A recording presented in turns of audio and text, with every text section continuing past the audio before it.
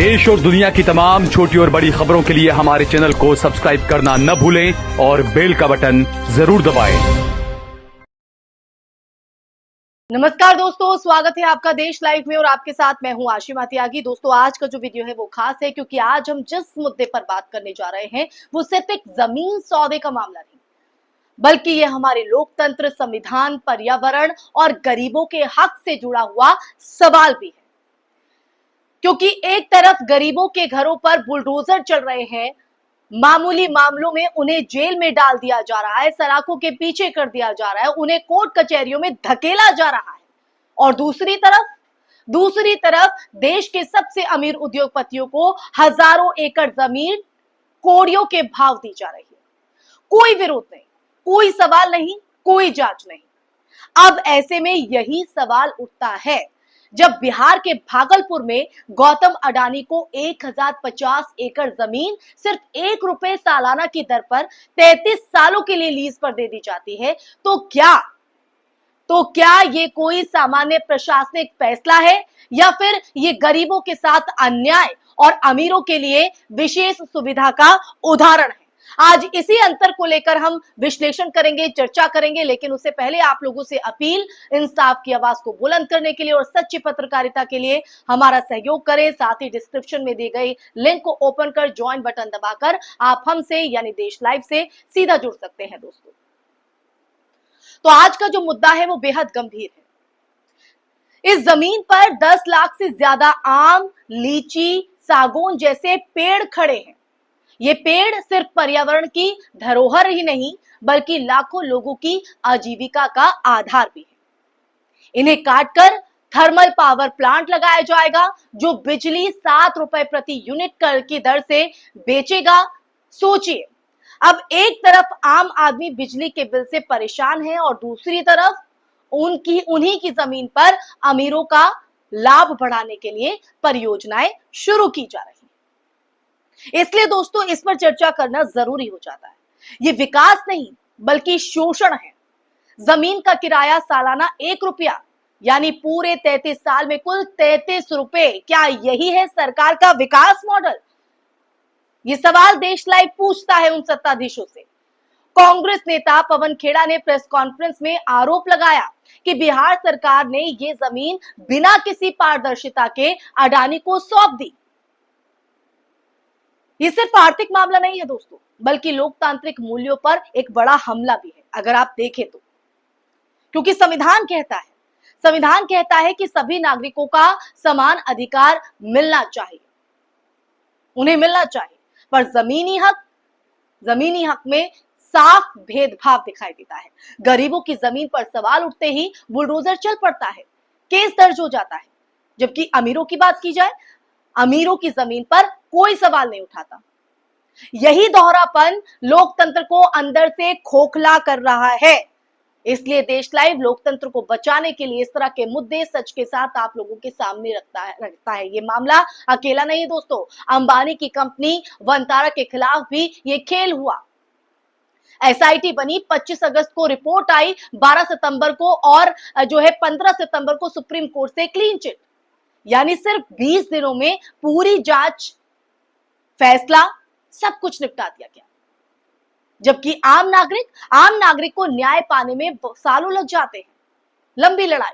और सबसे चौंकाने वाली बात तो यह है कि रिपोर्ट सार्वजनिक करने से इनकार कर दिया जाता है। क्या यह पारदर्शिता है?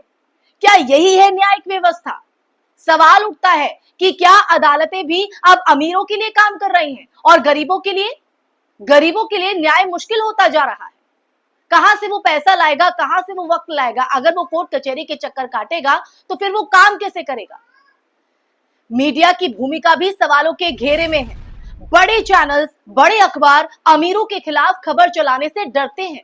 विज्ञापन बंद हो जाने का डर, सत्ता का दबाव और पैसे का प्रभाव उन्हें चुप कर देता है।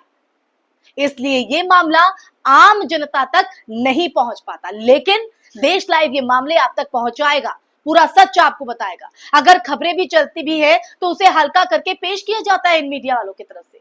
ये लोकतंत्र की चौथा स्तंभ के लिए एक बड़ी चुनौती है।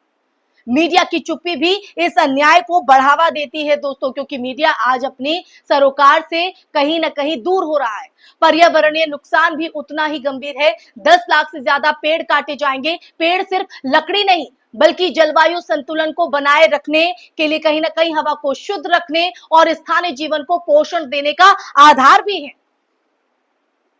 क्योंकि पेड़ों की कटाई से न सिर्फ तापमान बढ़ेगा दोस्तों, बल्कि भूजल स्तर भी गिर जाएगा। लेकिन बड़े बड़े उद्योगपति और पूंजीपतियों के लिए सरकार देखिए किस तरह से हितैषी बनती है। प्रदूषण बढ़ेगा, स्थानीय किसानों की आमदनी पर भी बुरा असर पड़ेगा। क्या कोई पर्यावरण मंत्रालय इस नुकसान का हिसाब लगाएगा?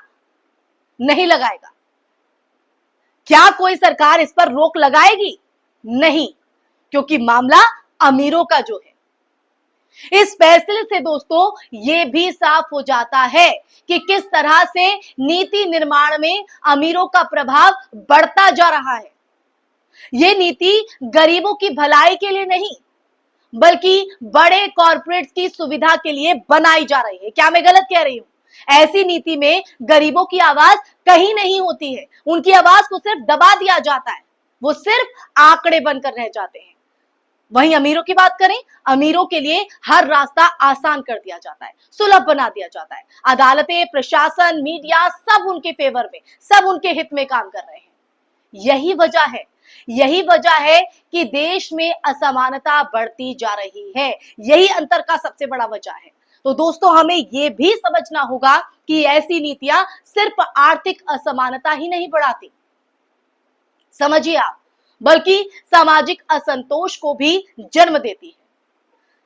अब मान लीजिए जब एक गरीब किसान देखता है कि उसकी जमीन छिन रही है, उसका जंगल कट रहा है, उसका घर उजाड़ा जा रहा है और वहीं प्रशासन अमीरों को हजारों एकड़ जमीन उपहार में दे रहा है, तो उसका भरोसा लोकतंत्र से उठने लगता है। क्या उठेगा? नहीं। यही स्थिति आगे चलकर अशांति और असंतोष को बढ़ावा दे सकती है दोस्तों। इसलिए ये सिर्फ एक परियोजना का मामला नहीं बल्कि पूरे समाज की स्थिरता का भी सवाल है। और इसी सवाल के चलते देश लाइव आज इस मुद्दे पर आपसे चर्चा कर रहा है, आपको सच बता रहा है। इसके अलावा ये मामला उन युवाओं से भी कहीं ना कहीं जुड़ा है, उनके लिए भी एक चेतावनी है जो रोजगार, शिक्षा और स्वास्थ्य जैसी बुनियादी सुविधाओं की उम्मीद कर रहे हैं सरकार से, जिनसे दावे किए गए थे, वादे किए गए थे सत्ता में आने के बाद।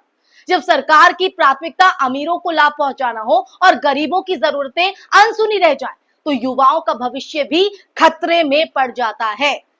तो यही वो समय है, यही वो वक्त है दोस्तों जब हर नागरिक को जागरूक होना चाहिए, सवाल उठाने चाहिए और पारदर्शिता की मांग भी करनी चाहिए।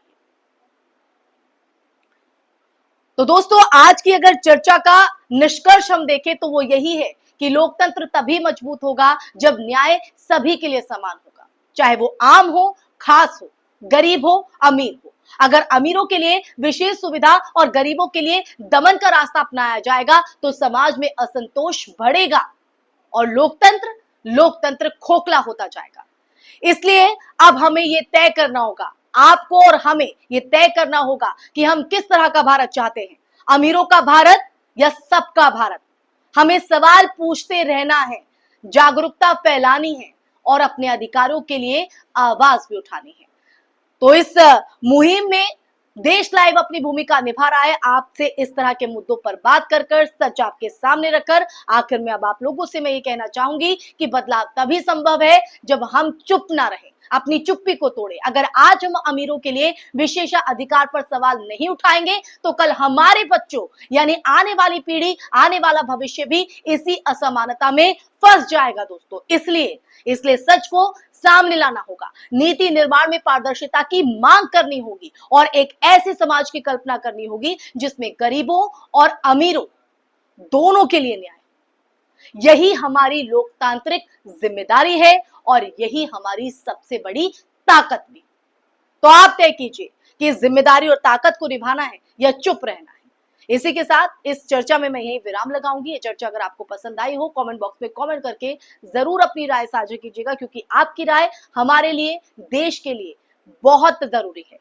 साथ ही साथ इस वीडियो को ज्यादा से ज्यादा शेयर भी कीजिएगा ताकि ये सच हर व्यक्ति तक पहुंचे और सच का ये जो दायरा है वो और बड़ा होता रहे। साथ ही साथ हमारे चैनल देश लाइव को सब्सक्राइब करना नहीं भूलेगा, क्योंकि कुनबा जितना बड़ा होगा सच का दायरा भी उतना विशाल होगा।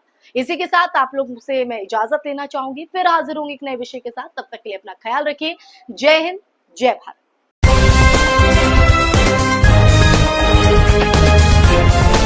देश और दुनिया की तमाम छोटी और बड़ी खबरों के लिए हमारे चैनल को सब्सक्राइब करना न भूलें और बेल का बटन जरूर दबाएं।